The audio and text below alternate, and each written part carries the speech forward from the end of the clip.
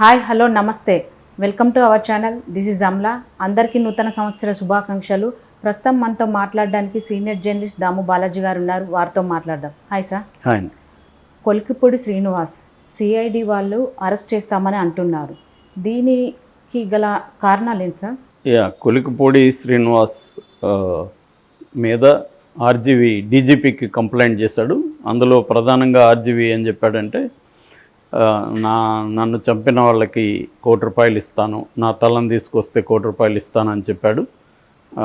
దాని తర్వాత నా ఇంటికి వచ్చి నన్ను తగలబెడతానని కూడా అదే ఛానల్లో చెప్పాడు. సో ఇది ఒక రకంగా కాంట్రాక్ట్ కిల్లింగ్కి సమానంగా చూడాలి. ఎందుకంటే నన్ను చంపితే డబ్బులు ఇస్తానంటే అది ఒక రకమైన కాంట్రాక్ట్ కిందకే కదా వస్తుంది. సో ఇదంతా ప్రీ ప్లాన్డ్ ఉండొచ్చు. అంటే అలా చెప్పి తనే కొంతమందిని పంపించవచ్చు, సుపారీ కిల్లర్స్ని నన్ను చంపడానికి అనేది చెప్పాడు. దాని తర్వాత అతను యాంకర్ కూడా దాన్ని ప్రోత్సహించాడు. ఇండైరెక్ట్గా ఇతని దగ్గర 3 సార్లు చెప్పించాడు దాన్ని. మామూలుగా అయితే దాన్ని కట్ చేయాలి, అతన్ని ఆపేయాలి. కానీ అట్లా చేయకుండా దాన్ని కంటిన్యూ చేసి అతను మళ్ళీ ఐ రిపీట్ అని ఇంకొక 2 సార్లు అన్నాడు. అట్లాగే యాజమాన్యం కూడా ఆ యాంకర్ మీద చర్య తీసుకోవాలి, దానికి సంబంధించి బహిరంగ క్షమాపణ చెప్పాలి. అవేం చెప్పలేదు వాళ్ళు.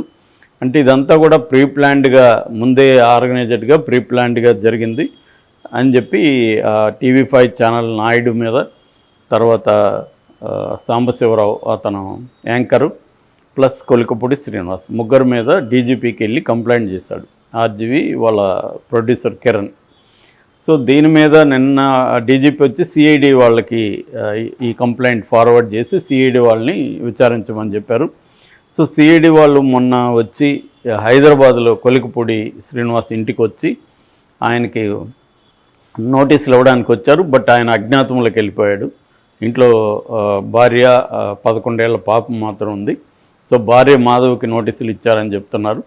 అయితే దీని మీద అచ్చెన్నాయుడు ఒక ప్రకటించాడు. అతను ఏం చెప్తున్నాడంటే, సిఐడి వాళ్ళు కావాలనే భయభ్రాంతం చేయడానికి ఆయన లేనప్పుడు ఇంటికి వెళ్ళి 11 ఏళ్ల పాపకు నోటీసులు ఇవ్వడం ఏంటిది, ఘోరం, అది ఇదని చెప్తున్నారు.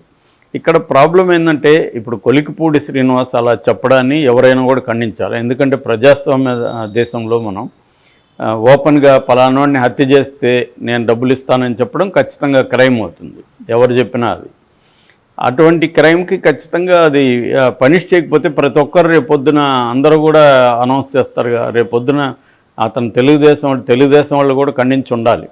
తెలుగుదేశంలో కూడా అందరినీ ఇలాగే చెప్తారు. దానికి వాళ్ళు ఇస్తున్న కౌంటర్లు ఏంటంటే, వైసీపీ వాళ్ళు కూడా గతంలో ఇలాంటి ప్రకటించారు. కానీ వైసీపీ వాళ్ళు తల నరికి తీసుకొస్తే కోట్లు ఇస్తానని ఎవరు ఎప్పుడు చెప్పినట్టు అయితే ఎక్కడా రాలేదు. వాళ్ళంతు చూస్తాము, వీళ్ళంతు చూస్తాము అనేది అందరూ మాట్లాడతారు అన్ని పార్టీల్లో. కానీ క్లియర్గా అతను ఓపెన్గా క్లియర్గా రామ్ గోపాల్ వర్మ తల నరికి తీసుకొస్తే ₹1,00,00,000 ఇస్తానని చెప్పాడు.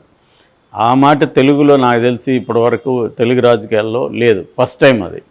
సో దీన్ని ప్రోత్సహిస్తే ఖచ్చితంగా అందరూ చేస్తారు. ఇప్పుడు రామ్ గోపాల్ వర్మ చేసిన నేరం ఏంటి? ఆయన ఒకటేదో నమ్మాడు, దాన్ని సినిమా తీశాడు. దానివల్ల లోకేష్కి కావచ్చు, చంద్రబాబుకి ఖచ్చితంగా ఇబ్బంది.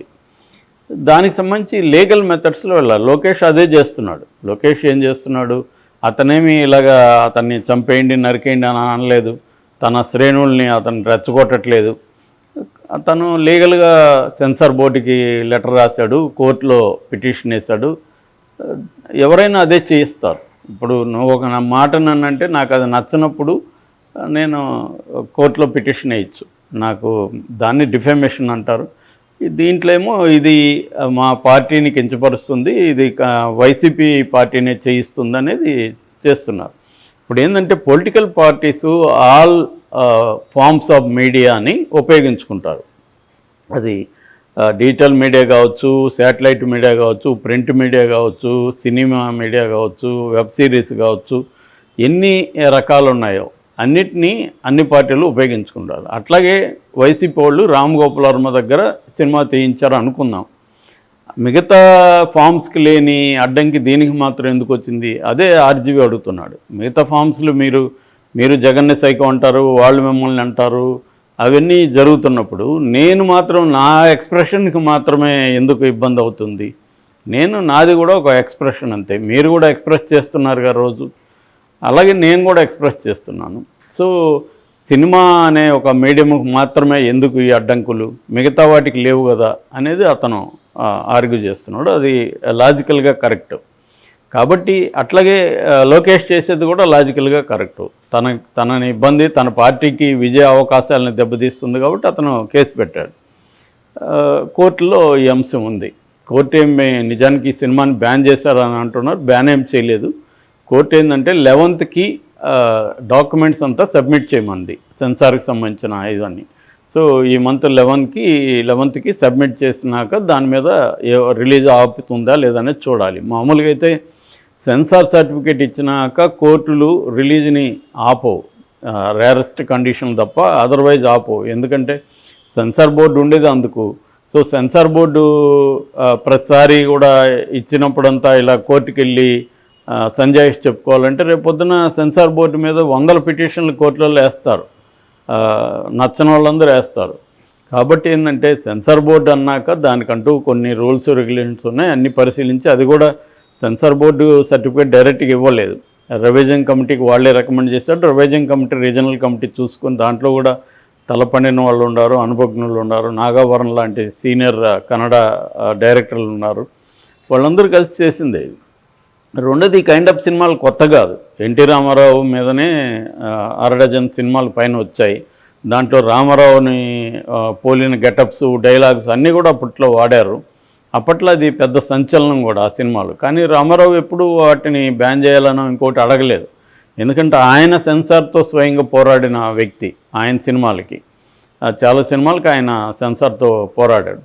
కాబట్టి ఇదేంటంటే ఈ దేశంలో ఫ్రీడమ్ ఆఫ్ ఎక్స్ప్రెషన్ ఉంది. అట్ ద సేమ్ టైం ఎదుటి వాళ్ళని హర్ట్ చేసినప్పుడు దానికి సంబంధించిన లీగల్ ప్రాసెస్ కూడా ఉంది. ఎవరైనా నాకు ఫ్రీడమ్ ఆఫ్ ఎక్స్ప్రెషన్ ఉంది కాబట్టి నేను మిమ్మల్ని బూతులు తిడితే మీరు కోర్టుకు వెళ్ళొచ్చు, నన్ను ఇట్లా ఇది చేశాడు, నన్ను డిఫేమ్ చేశాడు, లేకపోతే నన్ను హర్ట్ చేశాడని హక్కు అందరికీ ఉంది. కాబట్టి ఫ్రీడమ్ ఆఫ్ ఎక్స్ప్రెషన్ కూడా లిమిటేషన్స్ ఖచ్చితంగా ఉంటాయి.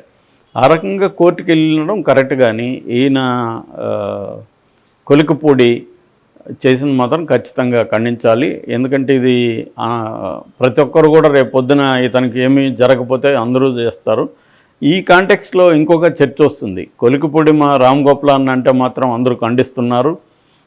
ఉదయనిధి స్టాలిన్, ఆయన అయోధ్యలో పరమహంస ఆచార్య ఆయన పేరు, ఆయన 10 కోట్లు ఇస్తాను అన్నప్పుడు ఎందుకు ఖండించలేదని ఖచ్చితంగా మనం అయితే ఖండించాం మన ఛానల్లో.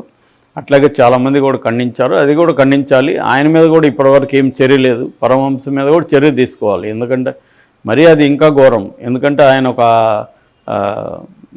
పూజారిగా ఉండి 10 కోట్లు ఎట్లా ఇస్తాడు? నీకు నచ్చలేదు, నువ్వు ఆచరించే ధర్మాన్ని అతను విమర్శించాడు.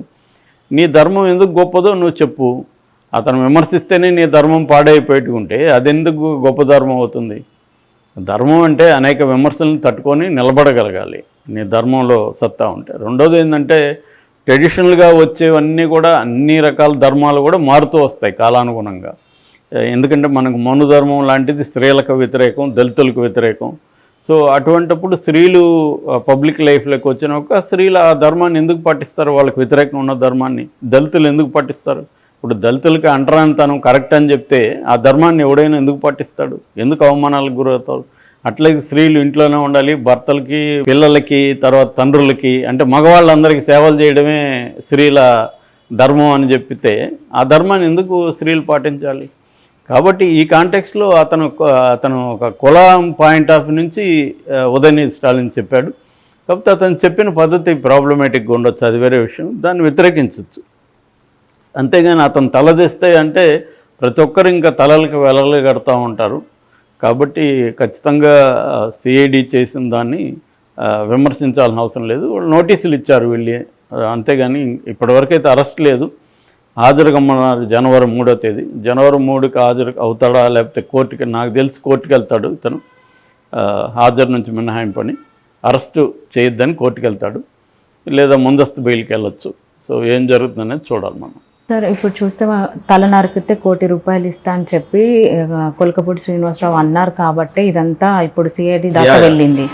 సో సిఐడి దాకా వెళ్ళింది కాబట్టి ఆయన ముందు అనకుండా ఉంటే ఇదంతా అయ్యుండేది కాదు కదా సార్. అవును, అదే ఇప్పుడు ఆయన అనడాన్ని వీళ్ళు ఖండించలేదు, ఆయనకి నోటీసులు ఇవ్వడానికి ఖండిస్తున్నారు. సో అది ప్రాబ్లమేటిక్. ఆయన అనడాన్ని కూడా ఖండించి ఇలాగ ఇంటికి పోయి చిన్నపిల్లలకి ఇవ్వడం కరెక్ట్ కాదనేది కూడా ఖండించవచ్చు, తప్పులేదు. సిఐడి కూడా అది బిహేవ్ కరెక్ట్గా చేయాలి. బట్ మామూలుగా సిఐడి పోలీసులు ఇంకా ఘోరంగా బిహేవ్ చేస్తారు మామూలు వాళ్ళతో అయితే. అర్ధరాత్రులు అంతా అరెస్టులు చేస్తారు. ఆ రకంగా చూసుకున్నప్పుడు ఇదేమంత ఘోరమైన విషయం కాదు. ఏదేమైనా ప్రాపర్గా చేయాల్సిన విషయం అయితే ఉంది. రెండోది, మీరు అన్నట్టు ఆయన అనకపోతే అసలు ఈ సమస్య తలెత్తేదిగా, అన్నప్పుడు ఆయనకి తెలియదా ఏం జరుగుతుందో. కాబట్టి ఇంకా కాన్సిక్వెన్సెస్ని ఫేస్ చేయాల్సింది ఎవరైనా.